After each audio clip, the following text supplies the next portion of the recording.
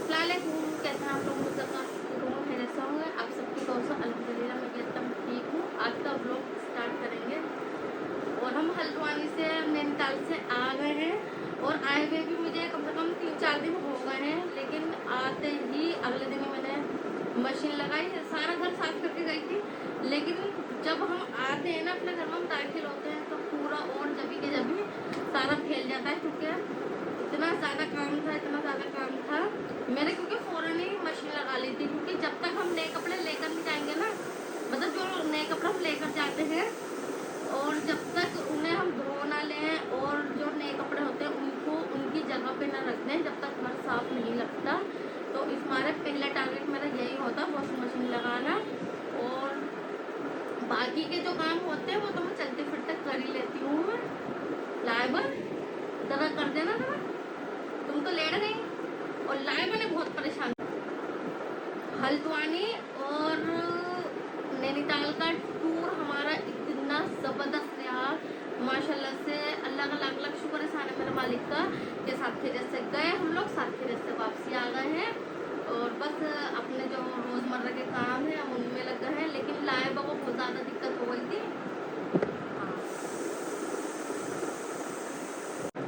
लाइबा को ये हुई थी दिक्कत है कि लाइबा के कान में हो रहा था, कान में दर्द।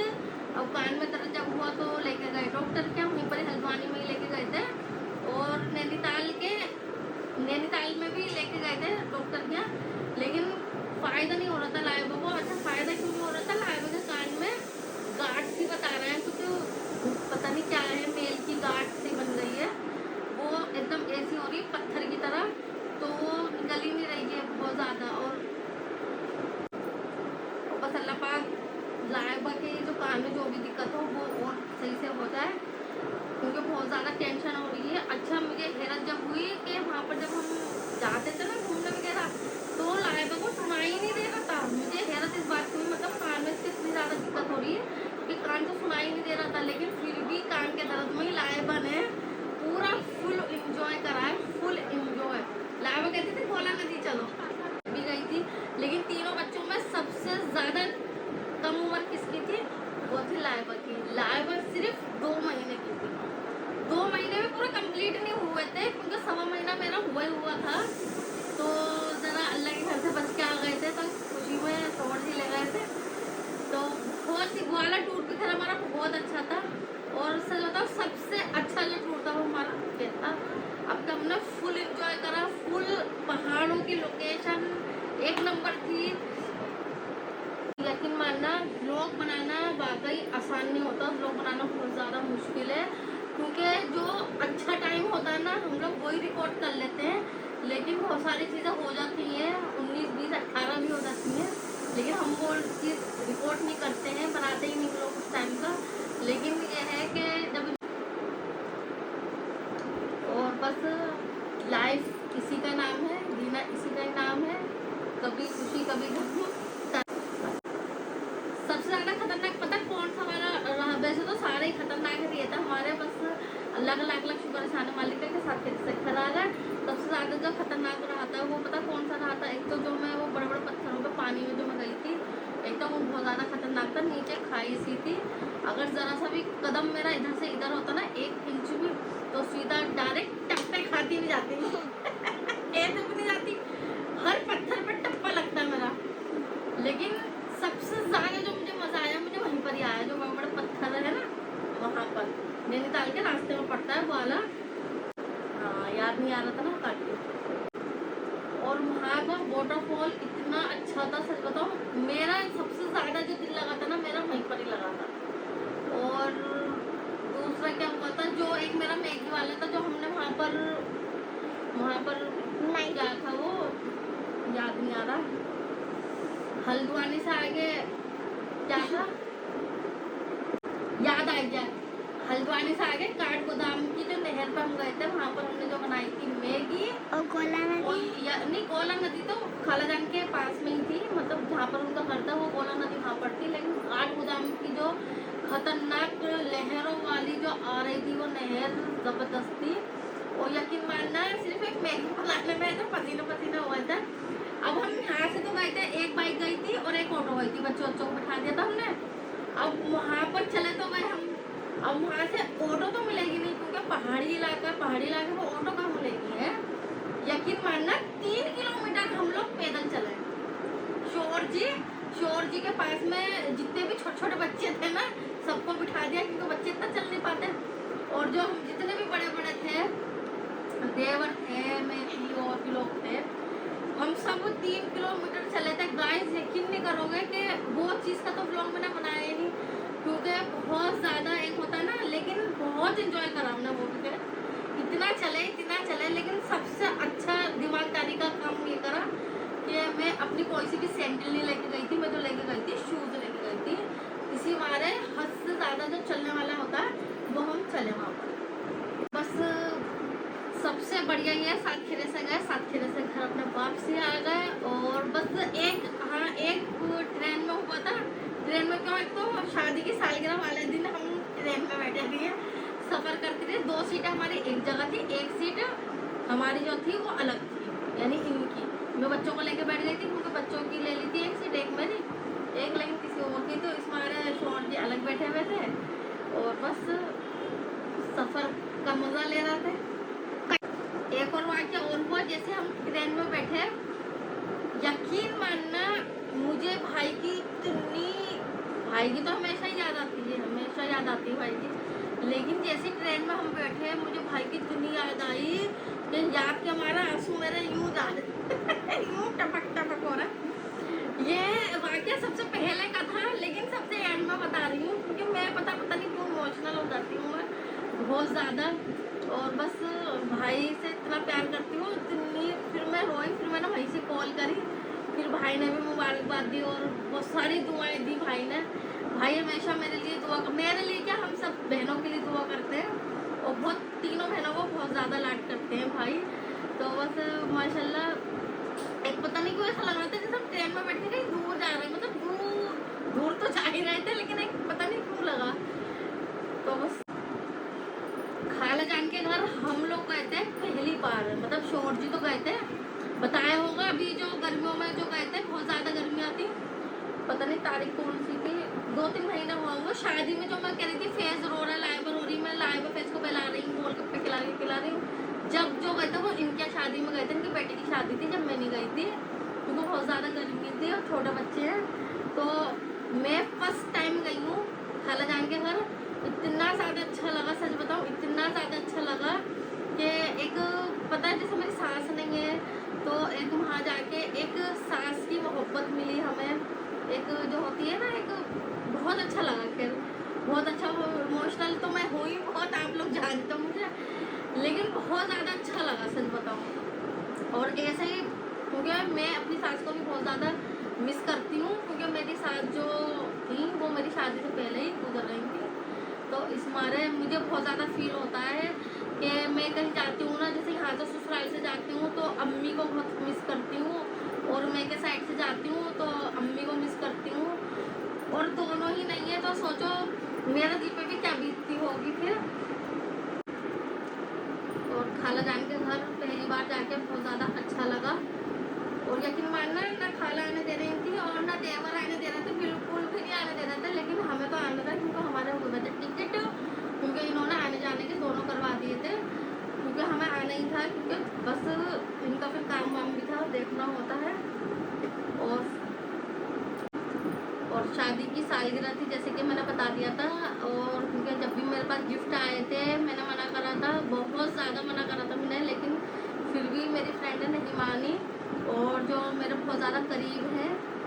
और हल्द्वानी आने के बाद में भी गिफ्ट आए, अभी मैं आप लोगों को दिखाती हूँ गिफ्ट।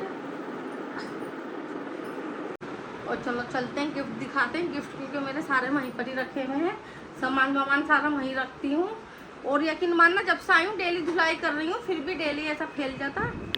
और ये रहे मेरे गिफ्ट जो आए हैं, अभी दिखाती हूँ। सबसे पहले गिफ्ट किसने दिया है हमें, सबसे पहला गिफ्ट मैं दिखाऊंगी अपनी खलिया सास का, जो कि ऐसा लगा कि अपनी सास के पास लेकर आई हूँ।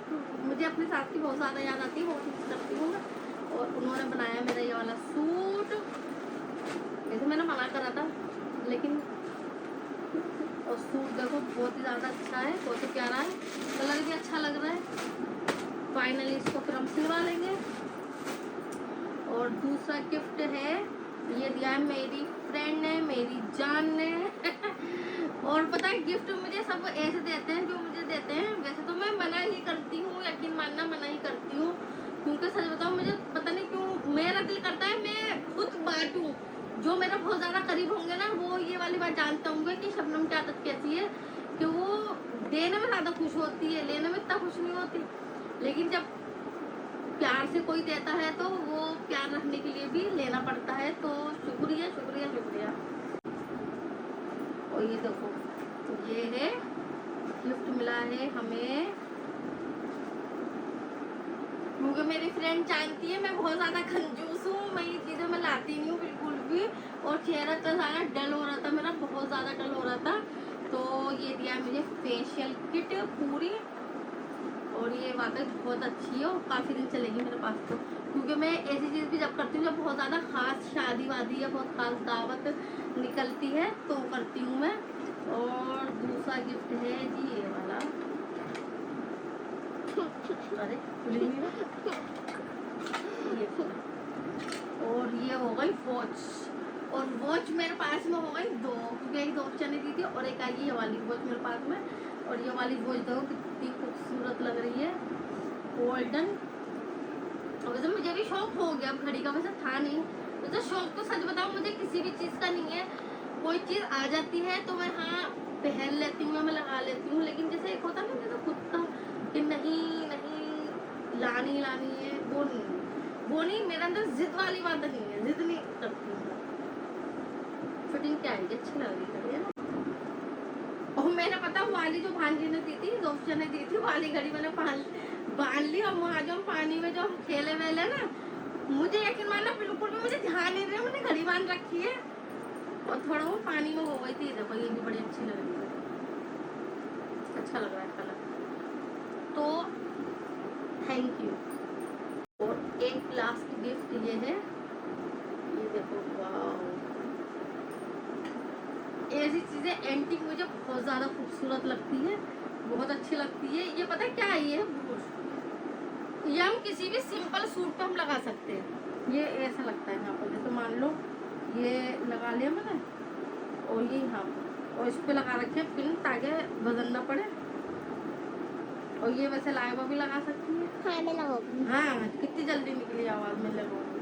और ये देखो बहुत ही खूबसूरत लग रहा है। और इसकी कलाकारी एक ये भी कर सकते हो, वैसे ये है तो ब्रूज ही, लेकिन जैसे हम चुटिया बांध के चुटिया में ऐसे करके भी लगा सकते हैं इसको, तो वो भी बहुत अच्छा लगेगा। तो शुक्रिया।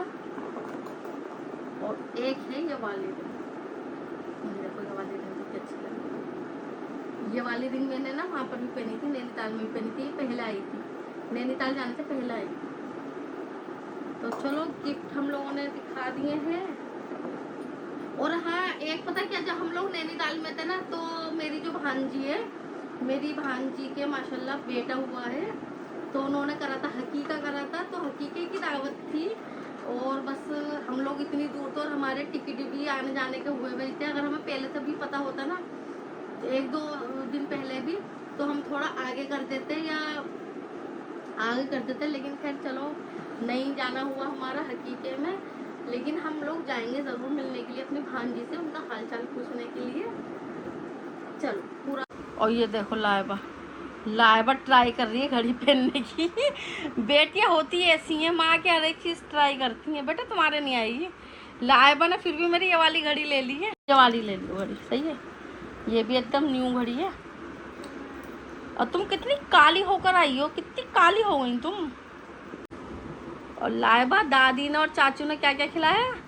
रबड़ी, आइसक्रीम, कॉर्न रिंग, कोरमा और बिरयानी और बहुत सारी चीजें खाई। हाँ बहुत सारी चीज़ें खाई थी। रोज़ हम लोग रबड़ी या रसमलाई, आइसक्रीम वगैरह ये चीज़ें खाते थे, लाते थे देवर। हाँ और वो क्या हफ्शी हलवा, हफ्शी हलवा भी बहुत टेस्टी लगा वहाँ का, बहुत बढ़िया लगा। और ये देखो लाइबा मेरी घड़ी बांध रही है। जाने घड़ी मेरा आई। सोचती है हर चीज़ एडजस्ट कर लूँ मैं फटाफट से। और लाइबा माशाल्लाह अपनी चुटिया भी बांधना सिखा दिया लाइबा को मैंने, मुंह धुलाना भी सिखा दिया मुंह तो कितना खाता है। आता है मुंह लाइबा को मुंह धोना आता है। अभी रुक जाओ। अच्छा अच्छा ओके, लो जी ये बाल देखो ना। लेकिन आता है टाइम देखना? टाइम आता है। क्या बज रहा है? ये खराब तो नहीं? नहीं खराब नहीं है, सही है। 1:30। गाइस यहाँ से जा रही हूँ क्योंकि बहुत ज़्यादा गर्मी हो रही है यहाँ पर, और वहाँ का वेदर इतना अच्छा था हल्द्वानी का, लेकिन यहाँ पर जब से आए बहुत ज़्यादा गर्मी हो रही है।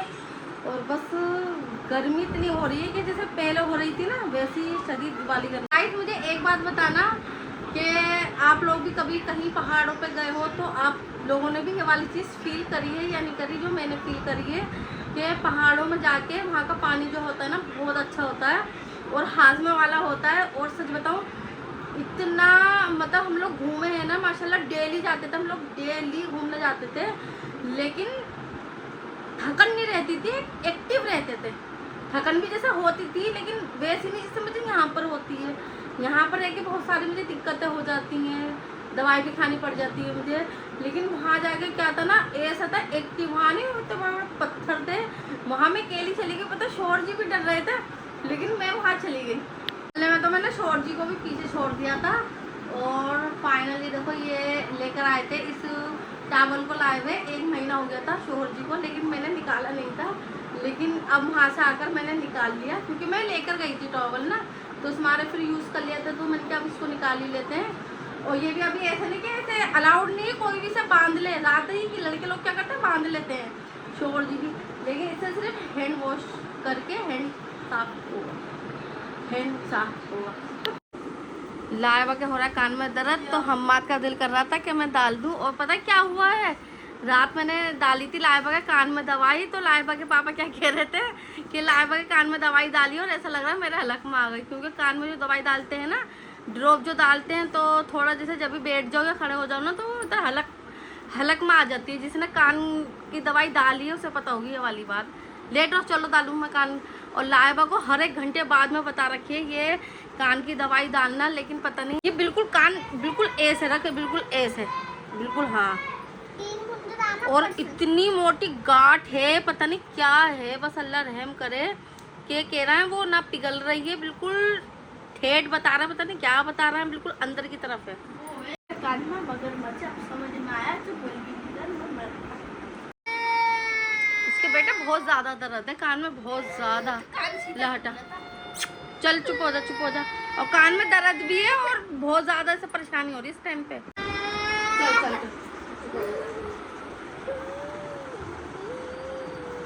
उतनी सख्त है कि जब से हम हल्द्वानी गए, जब से डेली ही डल रही है कान में दवाई, ना दर्द को फर्क है ना वो गुठली निकल रही बाहर।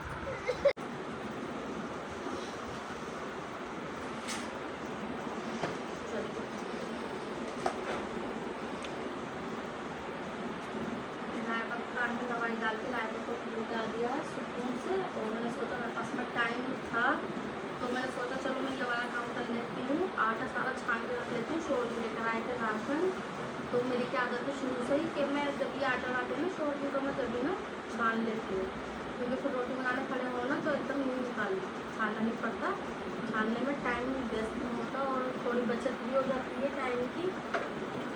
सारी एक से ही कबाड़ी वाले को और बेचने का काम है फेस का, और फेस बेच के जो कबाड़े के पैसे आते हैं वो पूरी चीज़ खाते हैं। लेकिन इस टाइम में इस काम में बहुत ज़्यादा टाइम लग जाता है, लेकिन ये है कि चलो जब बनाने के रहूँगी तो टाइम की बचत होगी। और अच्छा खासा ये काम फेल गया मेरा, क्योंकि अच्छा खासा आटा था, अब वो बर्तनों में आ ही नहीं रहा था। अब किसी में कूंडे में करा, किसी में कुछ करा मैंने, ये सारे काम से फारिग हो चुकी हूँ मैं। मैंने सोचा थोड़ा सा कमेंट पढ़ लूँ आप लोगों के। नैनीताल और हल्द्वानी के बड़े प्यारे प्यारे कमेंट आए आप सबके।